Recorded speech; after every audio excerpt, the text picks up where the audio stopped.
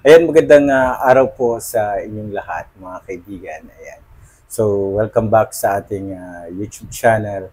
And may pag-uusapan tayo kasi alam niyo naman, hindi naman lingid sa kaalaman ng lahat na um, si Miss Ai de las Alas ay may pinagdadaanan sa ngayon. Ang pinagdadaanan niya nga ay about sa kanyang husband na ngayon ay hiwalay na sila. So, matindi yung paghihinagpis ni Miss Ai ayon sa kwento niya doon sa interview niya kay Tito Boy Abunda. So, medyo ramdam natin yung pain dahil 10 years nga sila na nagsama at sa loob ng 10 years ay ano yung mga naibigay niya, 'di ba? Na patapos niya sa pag-aaral as a pilot, nabigyan niya ng um, green card o 'di ba na petition niya bilang US citizen. Oh my God. 'Di ba? Ang dami niyang benefits kay Ai de las Alas. So, syempre si Ai ay cry lalo, luhaan, 'di ba? So, ang lola mo wala namang magawa kung kailan siya 60 years old, nag senior citizen, saka naman siya iniwan ni Gerald. So, nakita ko yan sila noon sa Shangri-La, silang dalawa ni Ai magkasama sila. Talagang ano naman talaga sila, malaki yung gap nila, malaki yung age gap nilang dalawa. So, for sure talagang katakot-takot na mga pang uh, pang pag syempre pambubuli kay Gerald nung panahon na pinakasalan niya nga si Miss Ai. Pero feeling ko ginamit ni Gerald yung kanyang isip, 'di ba? Kasi magpapakasal ka lang naman sa kung sino-sino, doon ka na sa may future. Tingnan mo nga naman, pilot na siya at US citizen pa. 'Di ba? Ang laki ng opportunity na binigay sa kanya ni Miss Ai. At aside from that, syempre kung magkakaroon na siya ng pamilya, hindi na mahihirapan yung family niya, 'di ba? Dahil meron na siyang masasabing magiging ano sa kanya, magiging parang hanap buhay, stable job. So, si Ai, syempre ngayon, sabi niya, susubukan na lang daw niya muna maging independent, pupuntahan daw niya yung mga gusto niyang puntahan. Gusto niya mag-Siargao. Oo, mag-Siargao kasi baka makakita siya ng apam doon sa Siargao. Pero, syempre, sabi naman niya basta nasa tabi lang daw niya si Mama Mary, hindi daw siya matatakot, sabi ni Miss Ai. So, tama naman yan. Basta may Panginoon ka lang sa dibdib mo, sa puso mo, hindi naman malayo na lalampasan mo yung mga bagay ngayon na pinagdadaanan niya. So, lahat naman tayo may pagdadaanan na ganyan. So, lahat naman tayo sinusubok ng Panginoon, sinusubok kung hanggang saan ang kakayahan natin bilang isang tao. So, back to Gerald tayo.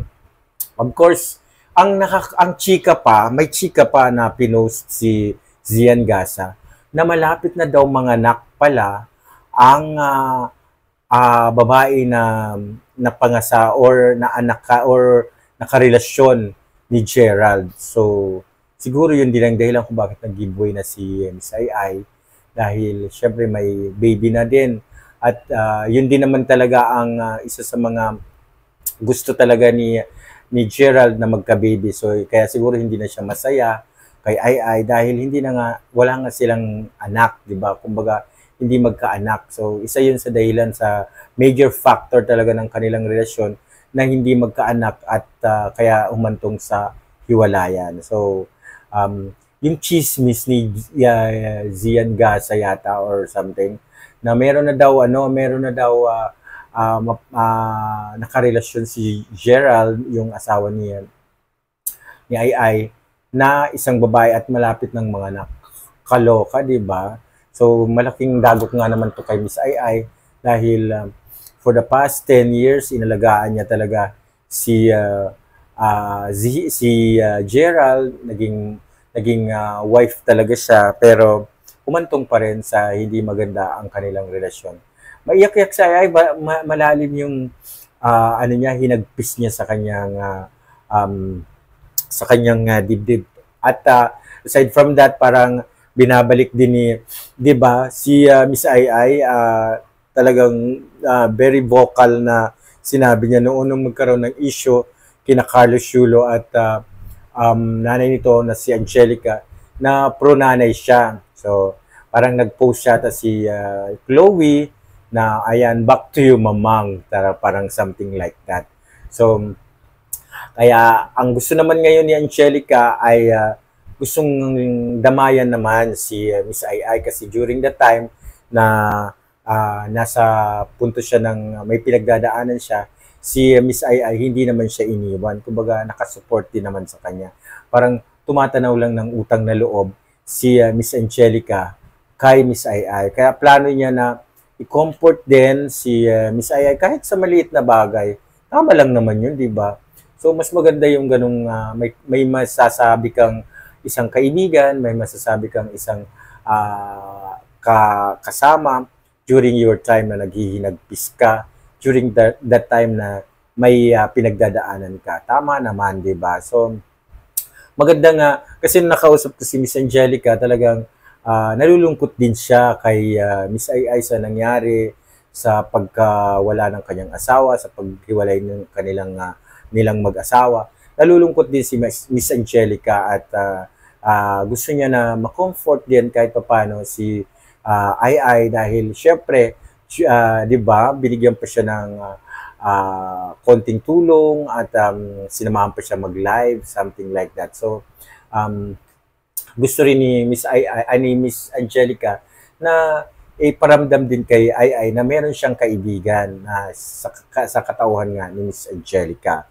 So yun, magandang bagay yun, magandang factor yun dahil kumbaga bigayan, kung sino ang nasa ilalim, iaangat, paibabaw, kung sino nasa ilalim, tutulungan, di ba? Parang ganun. So tama lang yun, di ba? May isa kang kaibigan na malalapitan. And ramdam na ramdam din ni Mrs. Angelica Yulo na ang yung pinagdadaanan niya ngayon. Kaya gusto niyang i-comfort. Kaya lang, humahanap lang siya ng tamang pagkakataon para ma-comfort niya talaga.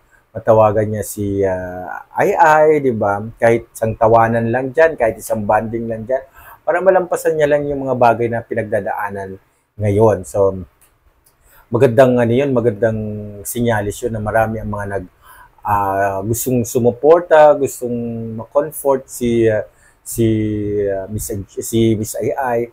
Kaya tama lang naman, happy rin naman ako na syempre yung dalawang nanay mag-merge, magkukulab, magkukulab vlog. Hindi.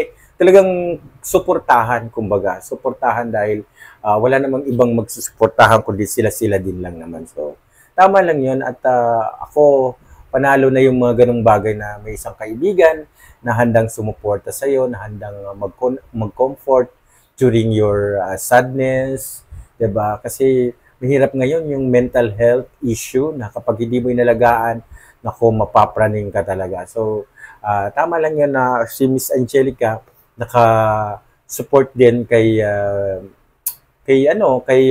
Miss Ai, di ba?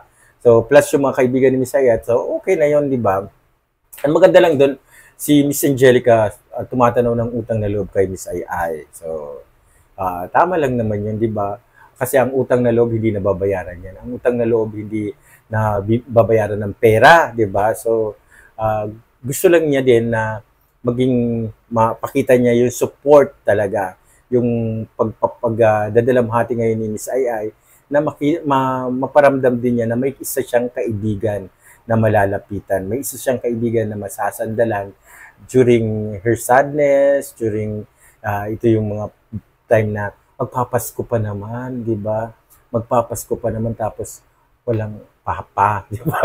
Walang papa si Ai. So, walang, di ba, mahirap yun yung magpapasko na wala kang jowa, di ba? So, mahirap yun dahil sa punto ng buhay niya, hindi sa loob ng 10 taon nagkasama sila, bilang mag-asawa, pero ngayon tingnan mo, wala na. So, good luck na lang sa dalawa, kay Miss Ai at kay Angelica, na sana maging mas malalim pa ang pagkakaibigan yung dalawa, 'di ba?